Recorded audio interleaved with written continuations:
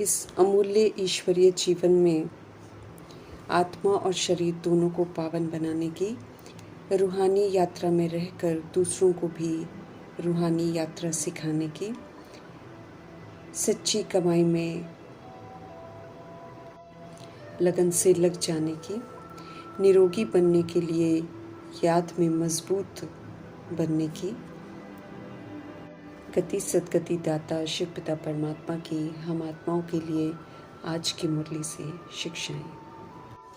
सच्चे परमपिता परमात्मा से हमको समझ मिलती है कि तन मन धन संबंध संपर्क दृष्टि वृत्ति कृति मनसा वाचा कर्मणा सबसे ही हम सब अपवित्र बन जाते हैं।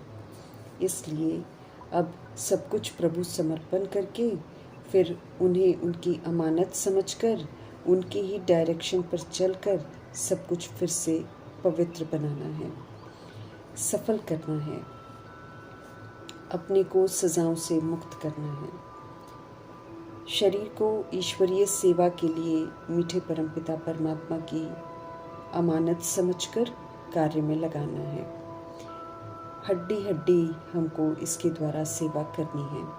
इसमें किसी भी तरह का मोह नहीं रखना है, क्योंकि मोह रखेंगे तो ये देह हमको कमज़ोर बनाएगी, उत्तम पुरुषार्थ करने नहीं देगी। हमें नष्ट मोहा भव का वरदान प्राप्त करना है। फिर चाहे कर्म भोग आए, चाहे कोई भी भोग ना आए, सेवा पर हमें निरंतर तत्पर रहना है। मीठे परमपिता परमात्मा की अमानत है। अब इस शरीर में अपनापन नहीं रखना है।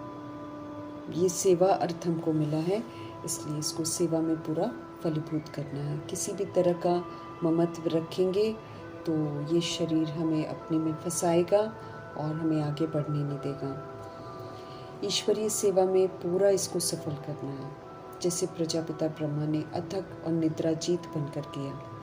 हमें ये सदा याद रखना है कि ये जो तन है मेरा, ये अमानत है और रूहानी बाप ने मुझे ये अमानत दी है।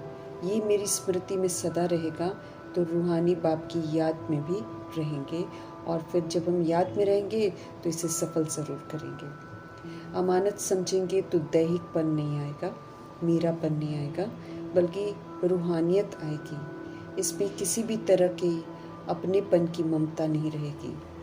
यही सबसे सहज उपाय है निरंतर योगी रहने का, क्योंकि जहाँ तन में देह का भान होगा वहीं तो योग नहीं लगता है, लेकिन जब रूहानियत आ जाती है तो फिर परमपिता परमात्मा के साथ योग लगा रहता है। और यही योग जो है ये हमको नष्ट मोह बनने में मददगार बनेगा। स्पष्ट करते हैं वरदाता शिव पिता परमात्मा कि अब रूहानियत में रहकर रूहानियत की स्थिति, नष्ट मोह स्थिति को प्रत्यक्ष करना है, वरदान को हमें फलीभूत करना है। समय है वाणी से परे की स्थिति में, अर्थात वानप्रस्थ स्थिति में जाने का। तो उससे पहले हमें अपनी दृष्टि को, अपनी वृत्ति को पवित्र बनाना है। इसे विशेष रूप से अंडरलाइन करना है ताकि अटेंशन रहे कि दृष्टि हमारी आत्मिक हो जाए और वृत्ति भाई भाई की और शुभ भावना शुभकामना की हो जाए। हमें अव्यक्त इशारे मिल रहे हैं महान बनने के, इसलिए मधुरता और नम्रता का गुण हमको धारण करना है।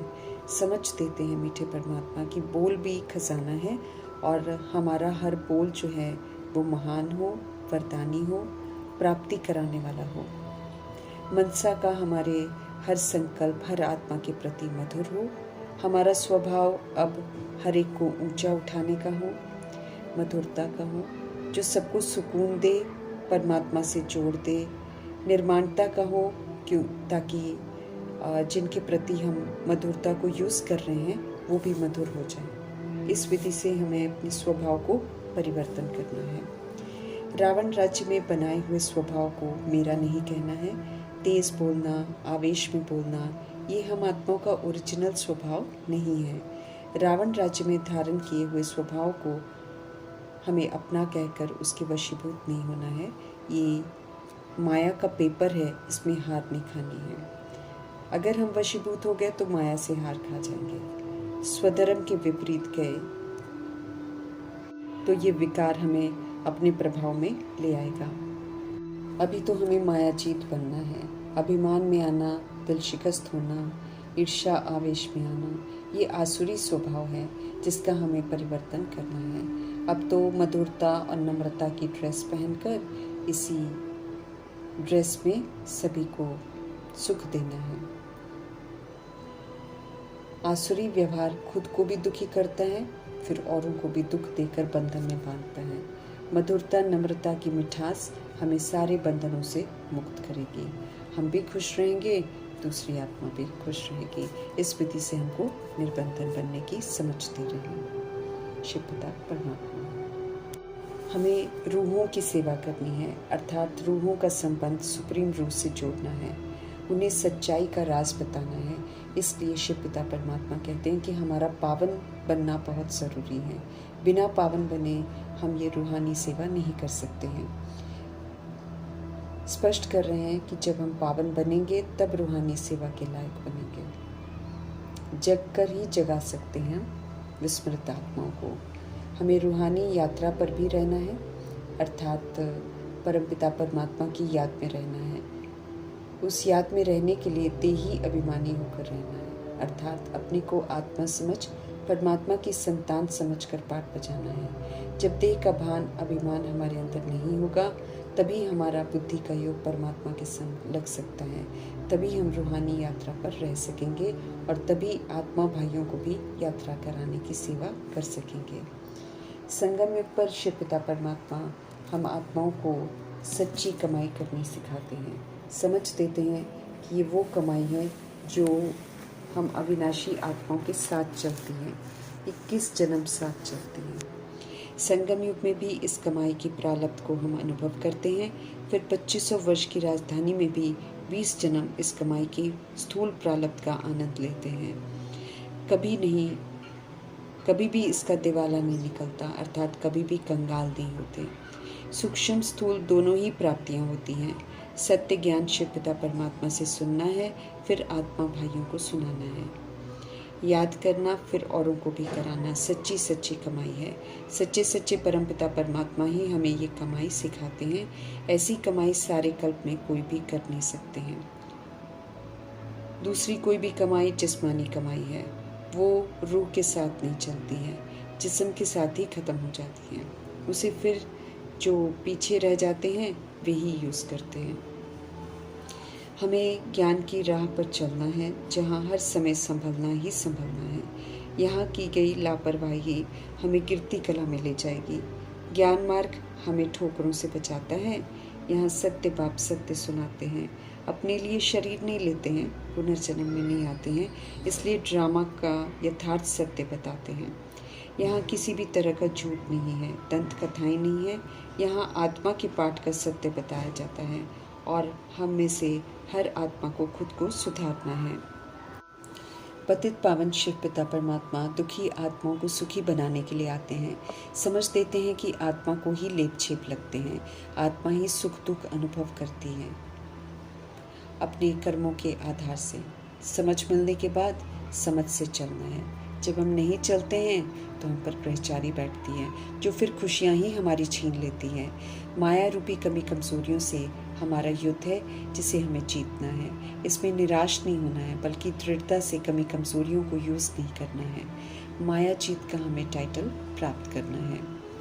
माया मूर्छित करने की कोशिश ज़रूर करेगी, परंतु हमें मनमना भव की संजीवनी बूटी को सदा साथ रखना है।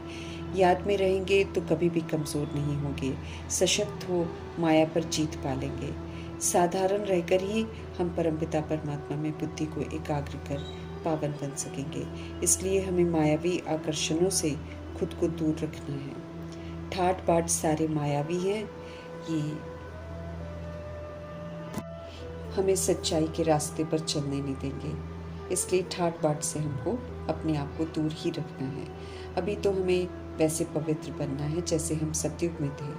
आत्मा को फिर से पवित्रता की खूबसूरती से सजाना है। यहाँ की हर चीज़ सांवरी है, पतित है, इसलिए उनसे बिल्कुल दिल नहीं लगानी है। हम सब विश्व के मालिक बन रहे हैं तो उच्चतम पुरुषार्थ करना है। यहाँ आत्माएं शक्तिहीन हो गई हैं, इसलिए यहाँ की कोई भी चीज़ में ताकत नहीं रह गई है। जैसी आत्मा की पोजीशन वैसी ही सामग्री होती है। पतित वर्थ नॉट अ पेनी बन गए हैं। ये अब समझ में आता है जब तीसरे नेत्र से हम देखते हैं। किसी काम के नहीं थे, अभी शिव पिता की एडॉप्शन में आए तो गोरा बनना सीख रहे हैं। फर्स्ट क्लास दुनिया में जन्नत, सब कुछ फर्स्ट क्लास है, इसीलिए हमको फर्स्ट क्लास पुरुषार्थ करना है। अर्थात जैसे श्रीमत कहती है वैसे ही करना है। श्रीमत आत्मा को फर्स्ट क्लास बनाती है। फिर से अपने आदि सनातन देवी देवता धर्म में हमको लौटना है। शिव पिता ब्रह्मा द्वारा ये स्थापना कर रहे हैं। हमें इसमें मददगार जरूर बनना है। हमें श्रीमत पर चलना है। रावण ने हम आत्माओं को विषयस पर अर्थात विषैला विकारी बना दिया। शिव पिता आकर हमें अब निर्विकारी बना रहे हैं, वॉइसलेस बना रहे हैं। तो वॉइसलेस दुनिया में अभी हमको जाना है। हम सब ईश्वरीय मत से देवता बनते हैं। हम सीढ़ी कैसे उतरते हैं इसकी नॉलेज को बुद्धि में रख हमको सदा अलर्ट रहना है। अब हमें नीचे उतरने वाला कोई कर्म नहीं करना है। मनुष्य रावण की आसुरी मत पर चल रहे हैं। अब उस मत पर नहीं चलना है, हमें सदा ईश्वरीय मत पर चलना है। अब हमें सीढ़ी चढ़नी है, उतरनी नहीं है। ईश्वरीय बुद्धि से सृष्टि रूपी ड्रामा के राज को समझना है। अमूल्य ईश्वरीय जीवन है हमारा, इसमें हमें देही अभिमानी होकर रहना है, पावन बनना है। रूहानी यात्रा पर रहते सभी को रूहानी यात्रा पर लेकर भी जाना है। हम सब सतो प्रधान पावन थे। रावण की मत पर चलकर हम तमो प्रधान पतित बने हैं, तो अभी फिर से हमें सतो प्रधान बनना है। आत्मा में पड़ी रजोगुनी तमोगुनी खाद को खत्म करना है। जितना पवित्रता के सागर परमपिता परमात्मा की याद में हम रहेंगे उतना पवित्र बनेंगे। स्पष्ट करते हैं शिव पिता परमात्मा कि कम याद है तो कम पवित्र बनेंगे। फिर पापों का बोझा सिर पर रह जाएगा, फिर सजाओं से उतारा जाएगा। आत्माएं सभी पवित्र होती हैं। ड्रामा में पाठ बजाते सब अलग हो जाते हैं। ऊंचे ते ऊंचा पाठ बजाकर शिव पिता हमें सिखाते हैं कि कैसे पाठ बजाना चाहिए। मुक्ति जीवन मुक्ति में जाने के लिए आए हैं, ले जाने के लिए आए हैं शिव पिता परमात्मा। तो नॉलेजफुल बनकर हमें समझ से खुद को बंधनों से मुक्त कर सतोगुणी आत्मा बनना है और साथ में सत्यों की विशेषताओं को धारण कर ट्रस्टी बन पाठ बजाकर जीवन मुक्त अवस्था का अनुभव करना है। पतित शरीर पतित दुनिया में हम आत्माओं के लिए आए हुए शिव पिता का पूरा पूरा रिगार्ड रखना है। जब हम उनके कहे अनुसार चलते हैं तो हम उनका रिगार्ड रखते हैं। योग का विषय हम आत्माओं के लिए बहुत महत्वपूर्ण है। सुप्रीम पावर हाउस संग हमेशा हमको कनेक्टेड रहना है।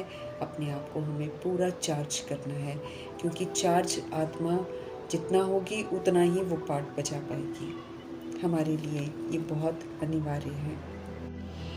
परमात्मा के साथ योग से ही हम हमारे सारे विक्रम विनाश होंगे जो हमने 63 जन्म किए हैं, और आगे के लिए फिर और कोई विक्रम हमसे नहीं होगा अगर हम बाबा के साथ कनेक्टेड रहेंगे। योग से ही ज्ञान हमको यथार्थ समझ में आएगा। ज्ञान फिर हमसे धारण भी होगा, अर्थात परिस्थितियों में हम समझ से पाठ बजाएंगे। वैसे भी हमारा जीवन जो है वो समझ का स्वरूप हो जाएगा। बेसमझी का कोई भी पाठ नहीं बजाएंगे। सर्वगुण धारण भी हो जाएंगे याद से, और याद से ही हम विक्रमाजीत बनेंगे। याद से ही सर्वस्व त्यागी बनने की ताकत मिलती है। सत्य बाप जो हमें सुना रहे हैं उसे हमें कभी भी भूलना नहीं है। बाप और वर्षा हमें सदा याद रहे, इसका हमें पूरा अटेंशन रखना है। बाप को ही सदा याद करना है। हेल्थ वेल्थ हैप्पीनेस हमें पूरी कमानी है।